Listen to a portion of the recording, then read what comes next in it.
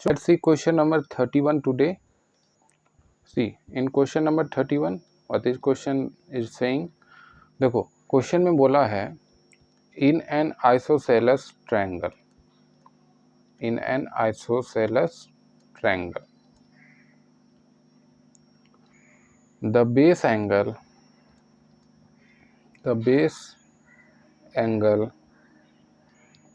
are equal, the base angle are equal, and the vertex angle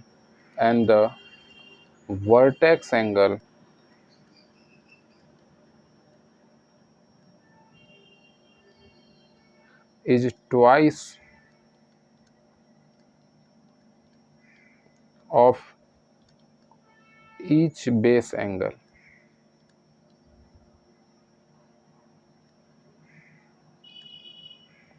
Find the measures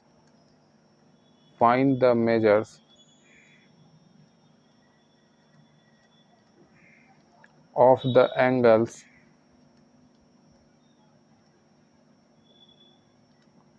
of the triangle.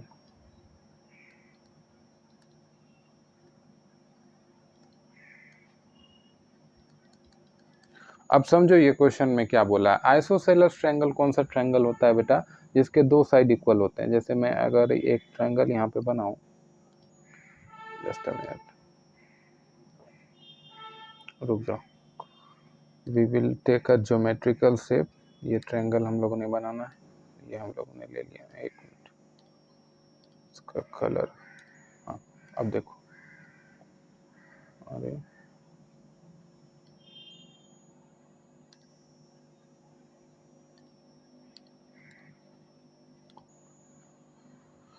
रुक जाओ, we will make a triangle with a line.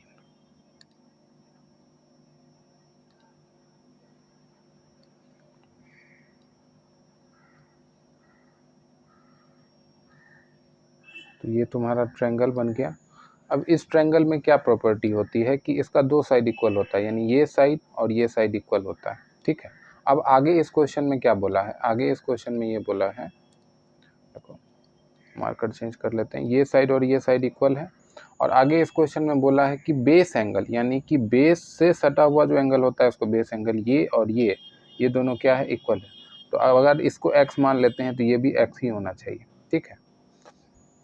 और आगे बोलता है vertex angle is twice each of the base angle, यानी कि जो ये वर्टेक्स का एंगल है ये इन एंगल्स का ट्वाइस है, यानी दोनों का वैल्यू सेम था x, तो ये हो जाएगा 2x। अब तुम्हें ईच एंगल का मेजर निकालना है।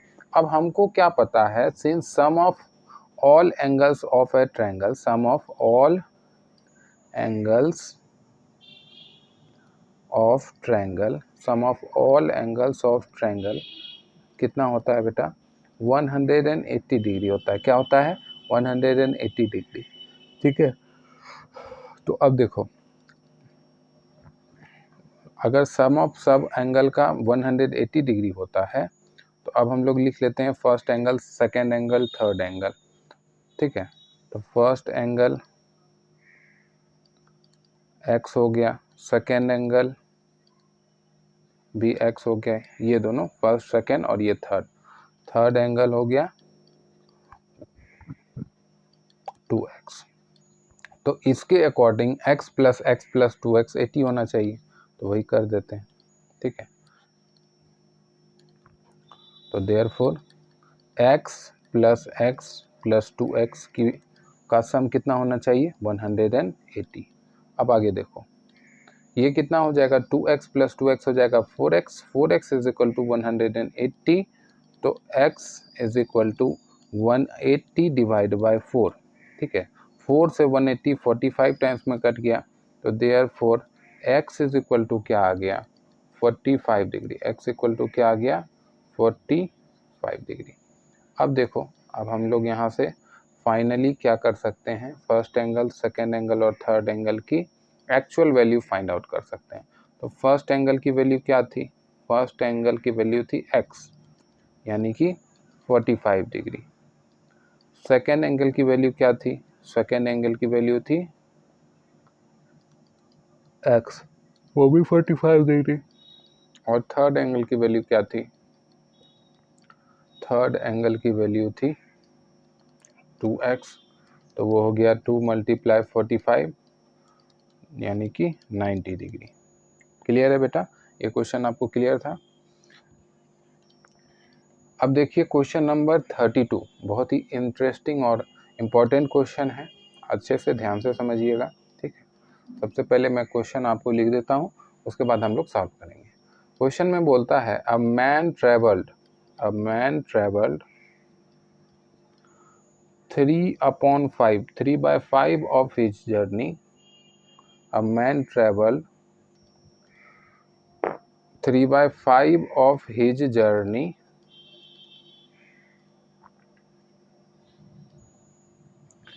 by rail.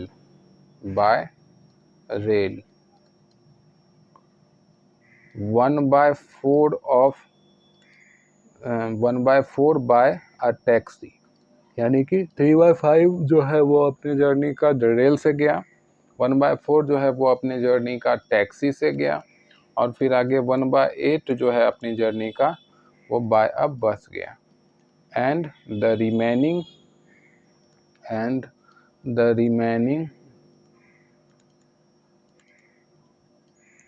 2 किलोमीटर जो बच गया 2 किलोमीटर, उसके बाद वो पैदल गया, ऑन फुट मतलब पैदल गया। तो what is the length of his total journey, यानी जो वो पूरा जर्नी किया, उस जर्नी का टोटल लेंथ कितना वो चला, कितना वो ट्रेवल किया, चला नहीं, कितना वो ट्रेवल किया, वो आपको निकालना है। अब देखो, मान लेते हैं कि टोटल जर्नी x होता है, ठीक है। मान लेते हैं कि टोटल जर्नी x हो गया। इसको सॉल्व करने का ये तरीका है कि टोटल जर्नी को x मान लो। अब x हो गया तो 3/5 उस x का चला है रेल से, तो रेल से कितना चला होगा 3/5x, टैक्सी से कितना चला होगा 1/4x, बस से कितना चला होगा 1/8x, और बाकी का जो बच गया वो तो 2 किलोमीटर है ही, तो सबका जो सम होगा वो x के बराबर होगा। बस इक्वेशन बन गया, x की वैल्यू निकालो, तुम्हारा टोटल जर्नी का total length of the journey निकल के आ जाएगा। तो चलिए स्टार्ट करते हैं इसका सोल्यूशन। सबसे पहले हम लोग लेट करेंगे, let total length of journey be x, let the total length of journey be x।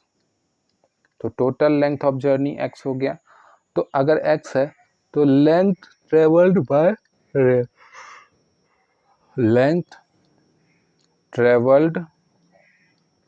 Bye rail, तो उसका है 3/5 यानी 3/5x, ठीक है। अब आगे देखो, length travelled by taxi, length travelled by taxi, तो टैक्सी से कितना चला 1/4, तो 1/4x। उसके बाद लेंथ ट्रेवल्ड बाय बस, तो उससे कितना चला 1/8, तो लेंथ ट्रेवल्ड बाय बस, तो 1/8 यानी कि 1/8x। ओके। अब क्या है, लेंथ ट्रेवल बाय फुट, तो फुट से कितना चला था, यानी कि पैदल कितना चला था 2 किलोमीटर, तो उसमें 2 ही किलोमीटर लिखेंगे। कुछ बच्चे क्या करते हैं, इसमें भी 2x लगा देते हैं, ये तो एक्चुअल दिया हुआ है, इसमें क्या x लगाओगे, x तो जहाँ लगाते हैं जहाँ हमें एक्चुअल क्वांटिटी का पता नहीं होता, ठीक है। तो लेंथ ट्रेवल्ड बाय फुट, तो ये हो गया तुम्हारा 2 किलोमीटर।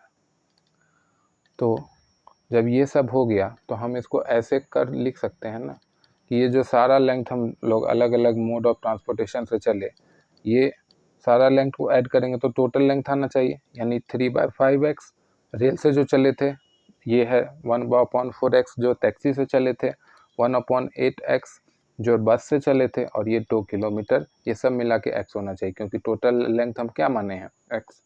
अब बस सॉल्व करो इसको, x की वैल्यू निकालो, हो गया तुम्हारा। तो 5, 4, 8 का जो LCM आएगा वो क्या आएगा, 40 आएगा बेटा। फिर यहाँ 5 40 को डिवाइड देगा तो बचेगा 8, तो 3x मल्टीप्लाई 8 यहाँ पे आएगा, प्लस 4 इसको डिवाइड देगा तो 10 बचेगा, तो यहाँ 10x आ जाएगा, ठीक है। 8 इसको डिवाइड देगा तो 5 बचेगा, तो यहाँ 5x आ जाएगा, और प्लस यहाँ पे 80 आ जाएगा, 2 मल्टीप्लाई 40 80 हो जाएगा, ठीक है। अब इसको सम अप कर सकते हो तुम, यहाँ पे हो जाएगा 24x plus 10x plus 5x 15x plus 80 upon 40 is equal to x। अब हम क्या करते हैं, 40 उधर भेज देते हैं, ठीक है।